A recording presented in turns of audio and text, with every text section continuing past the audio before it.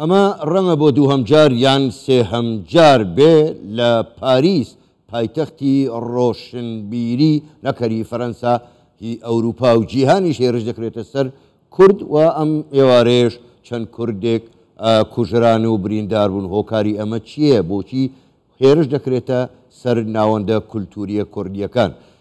بۆ پرسی زیاتر و قسەی زیاتر لەسەر ئەم بابەتە ئێمە میوانێکمان لەگەڵدایە زۆر بەڕێز ئازاد مستەوفی ڕۆژنامەنووس ڕاستەوخۆ لە پاریسەوە لەگەڵماندایە. کاگازاد شەوتان باش، گەلێک سپاس بۆ بەشداریکردنتان لەگەڵمان لەم گەشتەی ژووری هەواڵی کوردستان 24. من دەمەوێت لەوێەوە دەست پێ بکەم، بە خۆ دەزانی ئەمە یەکەم جار نییە کە هێرش دەکرێتە سەر کورد یاخود ناوەندە کولتوریەکان. پرسیارەکە بە دیاریکراوی ئەوەیە ئایا ئەم کەسەی کە هێرشەکەی کردووە بە ڕەگەز فەرەنسیە یاخود هەڵگری ڕەگەزنامەی فەرەنسیە؟ چونکە لەم حاڵەتەدا ڕەنگە پرسیارەکە بە جۆرێکی تر بێت. ئەوەی هەتا ئێستا دیارە و ڕاگەیەنەکانی فەڕەنسا هەر لە سەرەتای ڕووماڵکردنی ئەم ڕووداوە و باسی ئەەکەن، بەس باسی ئەویان کردوە کە کەسێکی فەڕەنسیە، لەوە زیاتر وردەکاریان نەداوە کە ئایا ناوی چییە، بەڕەچەڵک خەڵکی کوێیە و بۆ ڕێک هاتووە لە بەرامبەر ناوەندێکی کولتوری کوردی ئەم کردەوە تیرۆریستەی ئەنجام داوە. بەس ئەو نەوتیانە کە کەسێکی فەڕەنسیە. بەڵێ زۆر باشە کاک ئازاد، بەڕاستی ئەمە بۆ خۆی جێگەی پرسیارە. بەگشتی کورد لە ئەوروپا خەڵکێکی موسالیمن، هیچ کێشەیەک نانێنەوە. بە دیاریکراویش لە فەرەنسا خەریکی چاند و کولتوری کوردین. بۆچی ئەم هێرشە بۆ سەر کورد؟ یعنی هیچ کورد لە فەرەنسا بە تایبەتی هیچ کێشەیەکیان نەناوەتەوە بۆ حکوومەتی فەرەنسی تاکو بکرێنە ئامانج. بۆ کورد لە فەڕەنسا بە ئام دۆسیەکی زۆر باشی هەیە. هەموو پارچەکان کوردەکان لە فەڕەنسا توانیانێت دۆسیەکی زۆر باشیان هەبێت و تەنانەت فەڕەنسا وڵاتێکە کە ڕای گشتی خەڵک لەسەر جادا کورد زۆر بە تەواوی ئەناسێت. پێویست ناکات تۆڵە من ئێرانیم، عراقیم، تورکی، سووری ئەڵێ من کوردم خەڵک ئەناسێت. تەنان هەموو پاشەکانی کوردستان بە پێنج پاشەکۆ لەخۆیان باشتر ئەناسن. بەڵام دەربارەی ئەم ڕووداوە تیرۆریستیە ئەبێ ئەوە زۆر بە ئاشکرا من بۆ ئێوە بینەران ڕای بگەێنم کە دیار نییە ئەم کردەوە تیرۆریستیە ڕێک بەرامبەر کورد کرابێت، چونکو ئەم کەسە دۆسیەی پێشتری هەیە بەرامبەر پەرامبەران. کەسێکی ڕاسیستە کە لە ساڵی 2016 و 2021 هەر بەم جۆرە ئەوەی لە کورداواری پەڵەن هەڕمەکی بەمنەوە هێرشی کردوتە سەر پەنابەران و دۆستی بۆ پێشتر. ئێستا یەکێ لەو شتانەیە کە لە میدیای فەڕەنسی زۆر جەهد کراوەتە سەری کە بۆ ئەم کەسەی کە دۆسیەی هەبووە، دۆسیەی لەم نەوعیشی هەبووە، ئازاد کراوە و هێشتویانە دووبارە بێتەوە نەو خەڵک. یعنی من ئەمە بڵێم ئەم کردەوە تیرۆریستەی هێشتا دیار نییە ڕێک بۆ کورد بوو بێت. ئەم کەسە هاتووەتە گەڕەکێک، هاتووتە ناوچێک، ئەو ناوچەی دەیە پڕ لە جۆرەها نەتەوەی جیاواز کە هەموو کەزانی ئەوانە لەو ناوچەی دەی پاریس ئەژین و خەڵکی زۆر تریشی لێ نەبێژگە کورد نەتەوەکانی تریش لێ هاتوتە ئەو شوێنە و دەستی کردووە بە ئەم کردەوەیە. بابەتێکی تریش کە زۆر زۆر گرنگە لێرە باس بکرێت ئەوش ئەوەیە کە هەرچەند میدیاکان ئەڵەن پۆلیس هاتووە ئەم کەسە تروریستەی دەستگیر کردووە، نەخێر ئەمە هەر خۆی کوردەکان لەبێ بەپێی ئەو کامێرای کە هەیە هەر کوردەکان خۆیان دەستگیریان کردووە، خۆشیان دایان دەست پۆلیس یەکێک لە هۆکارەکانی خۆپیشتاندانە دواییەکەەوە ئەو دروشمدانە دواییەکەی کوردەکان بە دژی پۆلیس و ئەو ڕووداوانەی کە راپۆرتەکەی وەش باسی کرد ئەگەڕێتەوە سەر ئەوەی کە کوردەکان گلەی ئەەکەن لەو ئەمنیەتەی لەو تەناهیەی کە پێویستە بۆ کورد، پێویستە بۆ کەسی سیاسی، پێویستە بۆ ناوچەیەک کە پەنابەری لێ ئەژەی دابین بکرێ و هەتا ئێستێ لەگەڵا بێت. فەڕەنسا دابینی نەکردووە. زۆر چاکە کاک ئازاد، ئێوە بەڕاستی دوو خەڵی زۆر گرنگتان وروژان. یەکێکیان ئەو کەسە دەڵێ ئەو کەسە سەرڕایسیست بووە و پێشتر لە بەندیخانە بووە، کەواتە یاسای فەرەنسیش ئێوە دڵنیام شارەزاییتان تێیدا هەیە چۆن ڕێگا دەدا کەسێکی ڕێسست کە پاشخانێکی وای هەبێ کردەوەی تیرۆریستی ئەنجامدا بێ ئازاد بکرێ. ئەمە خاڵێک. خاڵی دووهەم چۆن پۆلیس نەیتوانی زوو فریاب بکەوێ بتوانێت دەستگیری بکە، هەر کوردەکان خۆیان دەستگیریان کرد. ئەمە جێگای گومان نییە بەڕاستی؟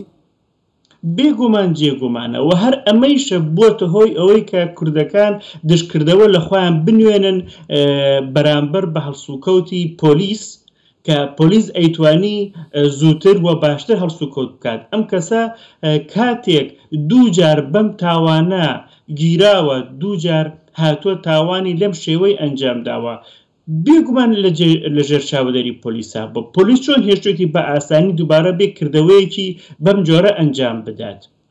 گلەی خەڵک نەبڵێ بەس بڵێ کۆمونیتەی کوردی، کۆمونیتەکانی تری لەسەر دام و دەستگای تەناهی وە پۆلیسی فەڕەنسا ئەمەیە کە زۆر کەمتر خەمن لەم بابەتە. باش کاک ئازاد، بەڕاستی دەبێت زۆر ڕاشکاوانە لەسەر ئەم پرسیاریان قسە بکەین و دید و بۆ چوونی جەنابتان بزانم. بۆ خۆ دەزانی کورد لە هەر چوار پارچەی کوردستان دەیکوژن، دەیگرن، ڕاوێنێن، دەربەدەری دەکەن. کورد بە ناچاری هەڵاتووە چۆتە ئەوروپا، دەیەوێ هیچ نەبێ ژیانێکی شەرەفمەندانە و بە ئازادی بژی، دەی لەوێش دەیکوژن. کەواتە کورد بۆ چۆ هەڵێ بڕوا بۆ ناو مەریخ، بۆ چۆ بڕوە؟ ئەمە هەمووی ئەگەڕێتەوە سەر ئەو دەردی بێدەوڵەتیەی کە ئێمە هەمانە. هەتا کاتێک دەوڵەتی خۆمان نەبێت، هەتا کاتێک لایەنێک نەبێت بە فەرمی پشتگیری ئەمنەتەوەی بکات، ئێمە لە هەر کوێ بین هەبەم جۆرە هێرشەکرێتە سەرمان.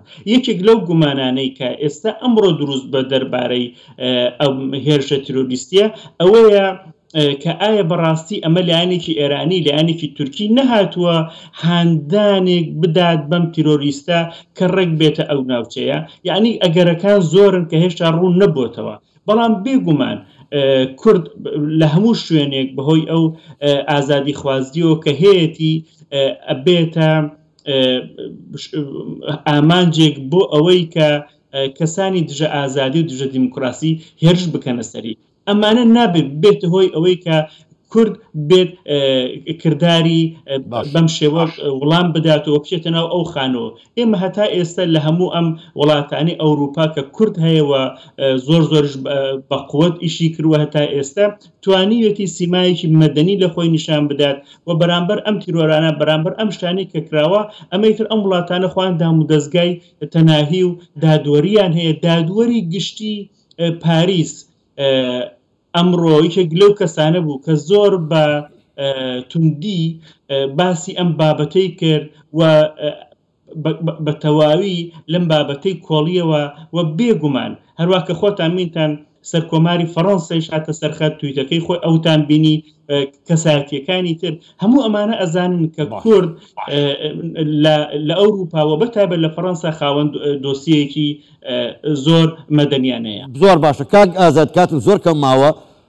دواپرسیار ئێوە باسی بێدەوڵەتی کوردتان کرد، دەی باشە لە باشووری کوردستان ڕیفراندۆم ئەنجام درا لە 1993 کورد دەنگی بۆ سربەخۆی و ئازادیدا، بەڵام هەڵوڵاتانی ئەوروپا بە فەرەنساشەوە کە خاوەنی شۆڕشی فەرەنسی و ئازادیەکانی مرۆڤن ڕێگریان لە کورد کرد نەتوانێت دەوڵەتی خۆی دامەزرێنە. ئەی چ بکەیت کەواتە؟ ئەمە پرسیارێکە زیاتر لە بەرنامەیەک و لە چەند دەقەیەک و چەند خولەکێکی ئەوێت، بەڵام ئەمە نابێت ببێتە هۆی ئەوەی کە ئێمە نەڕۆین بە دوای داخوازیەکانی خۆمانە، نەڕۆین بە دوای ئەوەی کە دەوڵەتی خۆمان هەبێت، با هەموو دنیا دژی ئێمە بێت، بەڵام گرنگ ئەوەیە کە ئێمە بگەین بە هەدەفی خۆمان. هیچ کات ئەم وڵاتە زلهێزانە نانەوێت کوردیا هەر نەتەوەیەکی تر خاوەن وڵاتی خۆی هەبێت، ئەوان ئەوەی کە ئانەوێت مەبەستە ئابوووریەکانی خۆیانە. ئەوەیە کە لەم کاتەیە ئێمە ئەبێت بە دوای دەوڵەتی خۆمانەوە بین و چاومان لە زلهێزەکان نەبێت کە بەدڵی ئەوان ڕەفتار بکەین. زۆر باشە، زۆر بەڕێز ئازاد مستەوفی ڕۆژنامەنووس ڕاستەوخۆ لە شاری پاریسەوە لەگەڵمان بووی. گەلێک سوپاس بۆ بەشداریکردنتان لەگەڵمان ماندوومان کردن. سوپاس بۆ ئێوە، شەوتان باش.